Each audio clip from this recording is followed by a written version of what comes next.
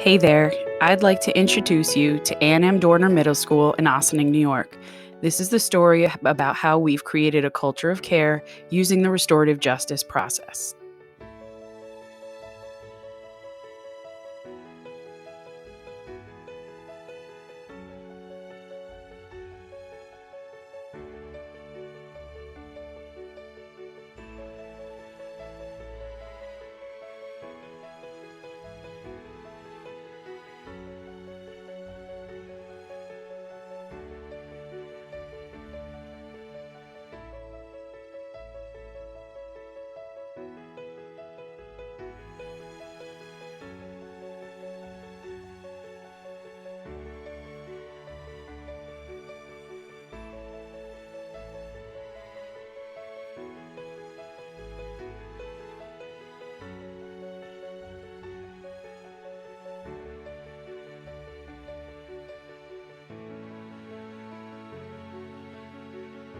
Community and a culture of care across the board is really important for us to be citizens of the world.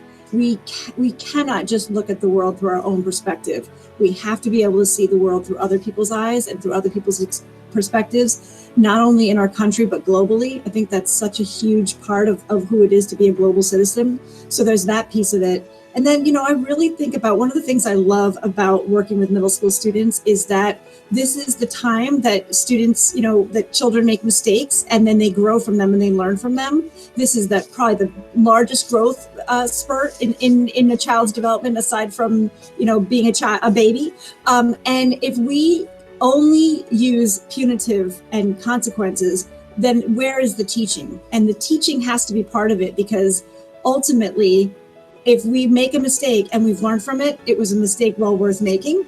And so we just have to make sure we're not pulling others down when we make those mistakes. And so if we do by accident, then we have to work to fix that. And I think people will feel better about themselves and better about those around them if they have that mindset.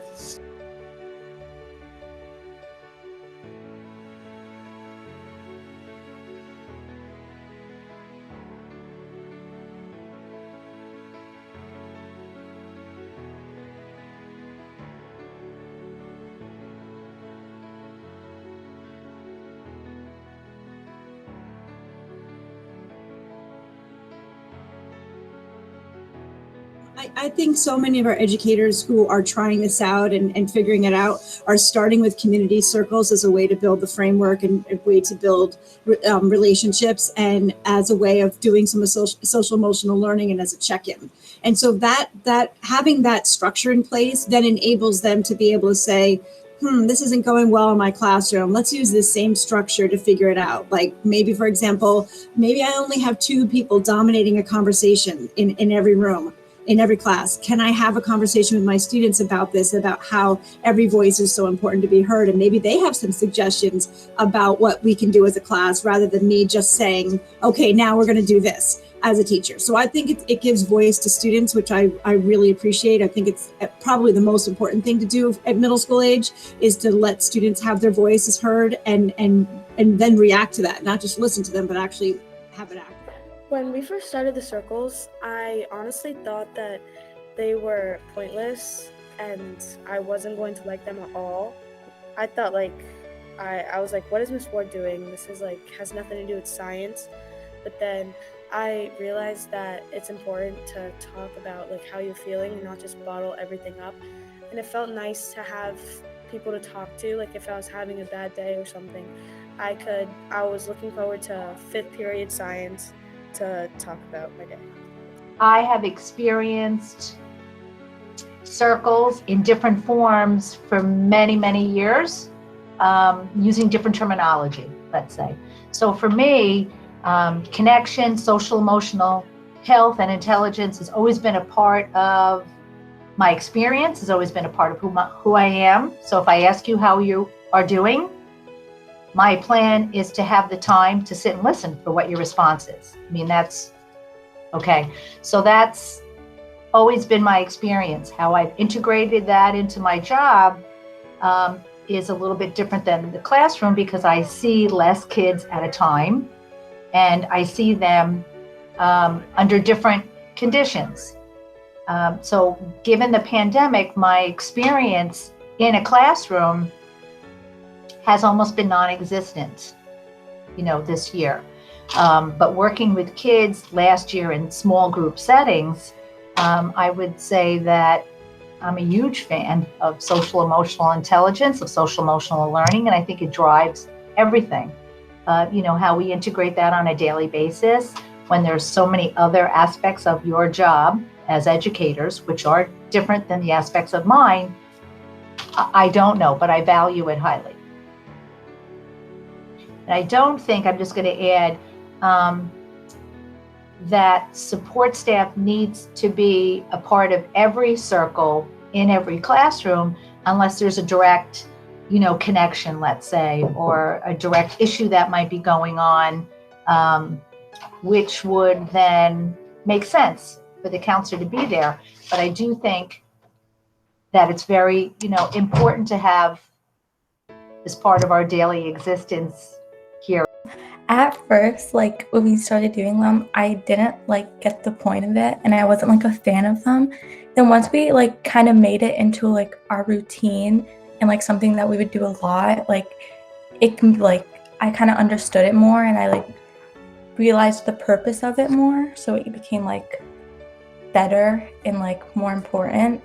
And they can bring it into their families. So I feel that there's so much learning taking place, especially life skills that our kids truly need in life, that sometimes we take it for granted, but they need to be, taught, practice, and having the safety of doing this in a community circles, and everybody using the same language. And when I'm speaking, just that listening part, I have it's my turn to speak, everybody else is listening. That's just so powerful. Circle. So I'm not necessarily using a restorative circle in my class, but the community circle was a great way for me to connect to seventh graders who I've never taught before, have them create a community, and also have them know what to expect every day. It's the same routine. And so I have opened every single one of my classes with a question that we've used as a community builder. And sometimes it's connected to our lesson, and sometimes it's not, similarities that they have with each other. I'm able to infuse that into my instruction just by making a community circle part of my practice every day. And the kids look forward to it. They suggest questions that they want us to address. I've had other students want to run the circle. When we first did the circles, they were fun, and I liked them a lot because it felt like a safe place that we can talk about how we felt. Or if something was going on, we woke up in it was a bad day or something like that, we would always be able to share it, and then the class would try to do something to make people feel better.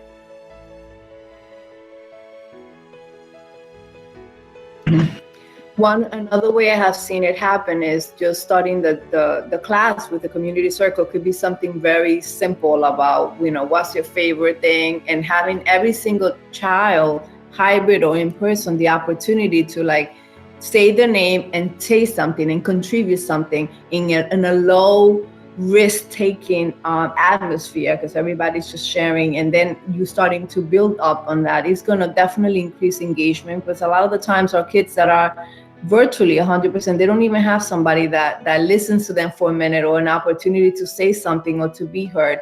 So just that little bit of time, that for that opportunity is my turn to speak and share anything about myself or whatever the topic is so important during this time. So I have seen that happening. When the pandemic started, I was a little stressed because I didn't know how I was going to handle the whole thing.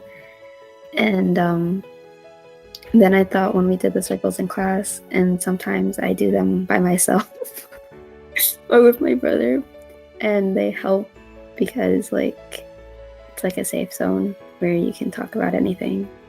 And let's yeah, face facts, in that's a it. time of pandemic, right? It's never been more important to have these circles and these opportunities to speak. And so our teachers have really adapted and pivoted in beautiful ways. I mean, I see circles as SEL openers and little pieces, right? Passing the talking stick and sharing and building upon what somebody else said. So it's taking hold and it's spreading. And it is, I think, being used effectively in the virtual and the in-person models.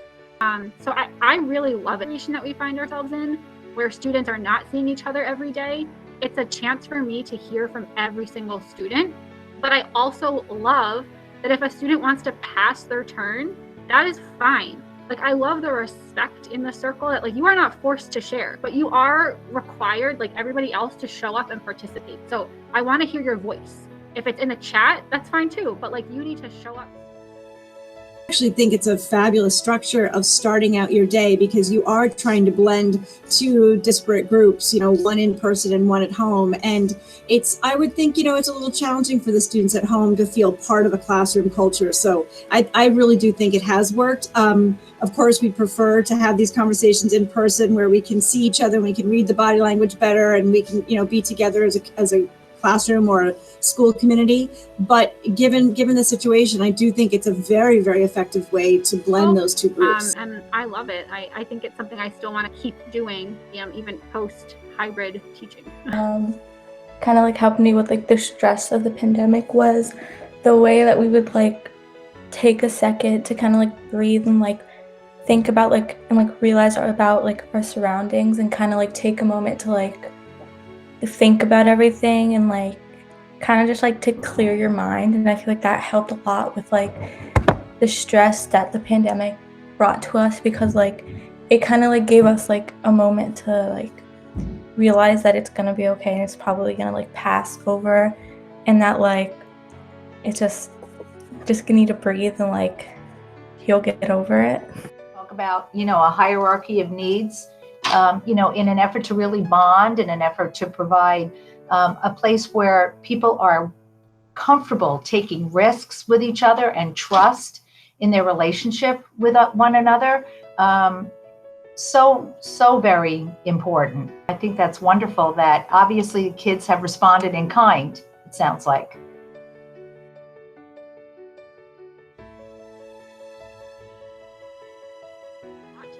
For the power of building community in a classroom. And I think that it is instructional time. Like, it is instruction, I think, in my opinion. From that group. Very, very powerful. So I would agree with you. It does take time. It especially takes time in the hybrid setting, because sometimes kids' mics aren't working, or I'm saying like, hello, Elise, are you there? Hello. So it does, I think it takes longer in this setting than it would in a normal classroom setting. But I do think that, it informs my instruction a lot. I think that I'm able to learn so much about my students that I would not normally know about them, that I'm then able to infuse into my class in different ways, even just in quick comments. Not necessarily that I'm teaching about something that they like, but I might make an analogy between something I know that my class likes. I also think that the community circle, anyway, that I'm using, it does teach kids very important soft skills and social skills that they need to do group work that we expect them to do. So they have to listen, like they're taking turns. They're not talking and responding to everyone's response. They have their turn and then they listen to their classmates. And I think that that's a skill that we want our students to be able to have, and we're practicing it every day. I think sometimes when we use different terminology or we throw the word curriculum in there, it translates to extra work for me. I'm just, and again, I'm not a classroom person, but getting to know your students, for us to get to know our students, this is what I think we should be doing on a regular basis, I honestly in the beginning, I was kind of nervous about the pandemic, but after we started doing the circles virtually, I realized, I could do this by myself. And to some of my close friends that I trust, I started talking about how I felt more and stopped bottling everything up. Just share, we know the importance of relationships and the importance of having students having conversations and reflect on what they're doing and the harm that they're doing and why they're doing it. And if we don't have the opportunities to have these circles or these conversations, students are not going to be able to reflect on what they have done and see what could they have done better, and seeing the impact that is causing not only the other person, the impact that is causing them, and also how can I do it differently next time. If we just go from this was the action to this is the consequence, there's no learning happening and there's no thing taking place. And he also gives everybody the opportunity to see things from everybody's perspective. So I feel that having the restorative practices and the community circles is so much more. Since we're doing it virtually, we don't have a talking piece. So my students in the beginning of the year said, like, I passed to Miss Weinstein, I passed to Miss Ward. But then as the year went on, I've had them say that in French, just as like a way to get them speaking a little French every day. I'm kind of hoping that with the 7th graders now next year, I can do more in French. So maybe I can do their answer, like with the mood meter, what color are you? And they say their color in French, with their emotion in French. Like, you know, I think that there are ways we can infuse our instruction into this community circle.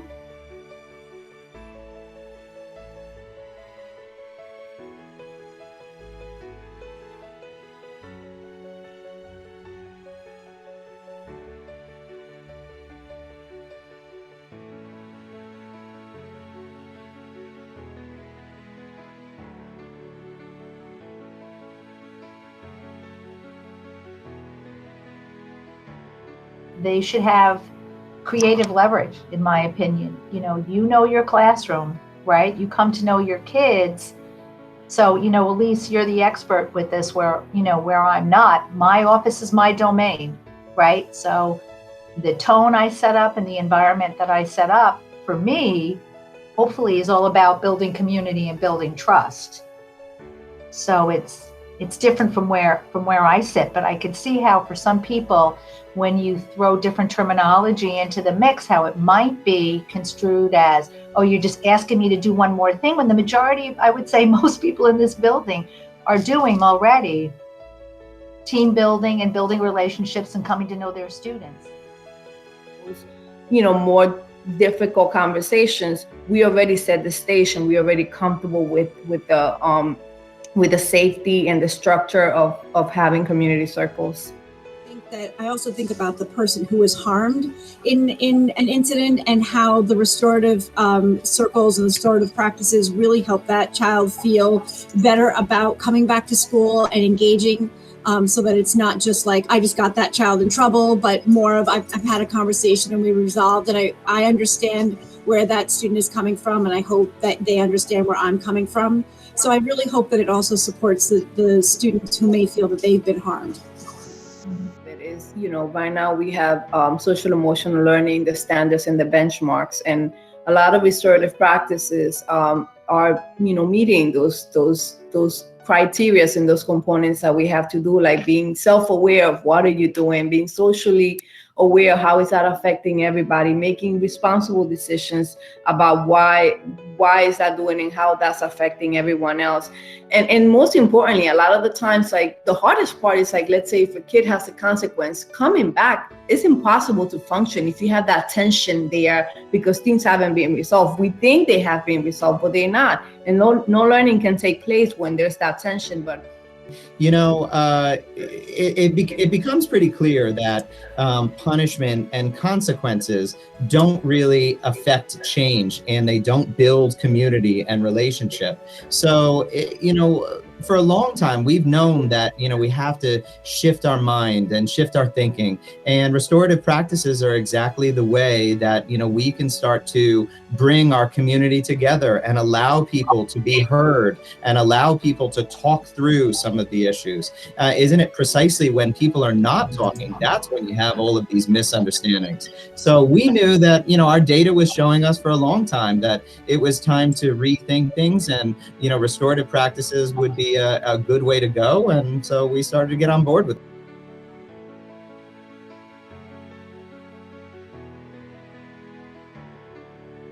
build on that. At least, you know, that we started down this road, you know, together a couple of years ago. And you know, I came to this as a skeptic, right? I was nervous about it. Though I see the clear need for it, I needed to experience it.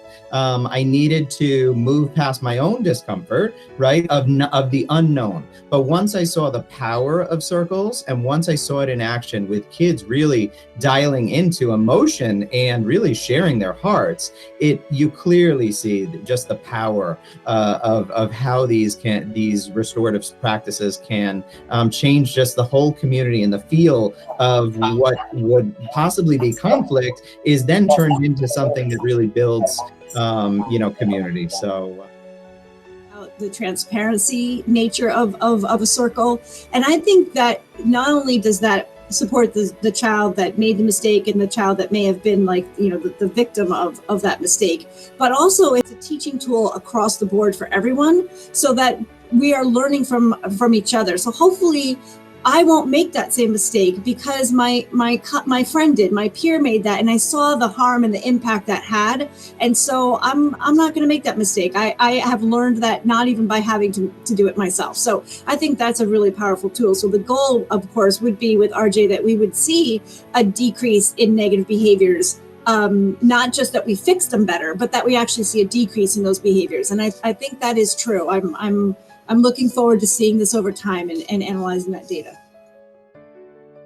Yeah, I think that's just the beauty of the circle, is that when you use it, it transforms you. And you may have some apprehensions beforehand, but just being in one circle, I think, makes you a believer for life.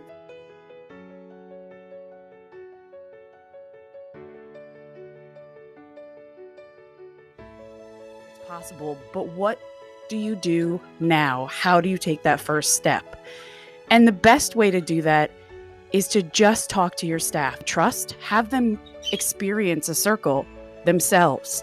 Talk about the research behind this process and let them know that there is an actual link between the reduction of disciplinary and punitive processes with this restorative justice. And that when you have the restorative process introduced to your school and your staff, oftentimes there's a bell curve of people in terms of their interest and their likelihood to get on board right away. It's a third of your staff who will buy in immediately, be the champions, and get excited and understand the importance of the process right from the beginning. Those are your leaders. Those are the ones you train, and you get them on board, and you get them to be able to facilitate and train your other staff. Once the middle of the bell curve, right, that middle third, sees the power from the beginning champion group, that first cohort that's trained, they will jump on board and they will be ready to be trained. And then finally, that last third that has been the most skeptical, at this point, they have a choice. They can either get on board or they can jump ship. If you don't have buy-in from the staff, you're not going to be able to move forward. And I really feel that the staff will understand how powerful this is once they experience it firsthand and they get the information that backs it, the research and the numbers to show that it does actually decrease the disciplinary actions that the school has to make. It's really important to recognize, too, that this is not a quick fix. It's not a Band-Aid. Restorative processes take time, and restorative justice takes a few years to build up. That culture of care is not going to happen overnight. And if you have patience and you honor that mistakes will be made, but that you can learn from those mistakes, then it's going to be a successful process, and that it has to be done. It's just part of school. It's part of teaching children for how to have constructive and difficult conversations. And it's all going to be because of those community circles that are set in place in their classroom. As this video comes to an end, I just want to remind you that the restorative justice process is all about relationships.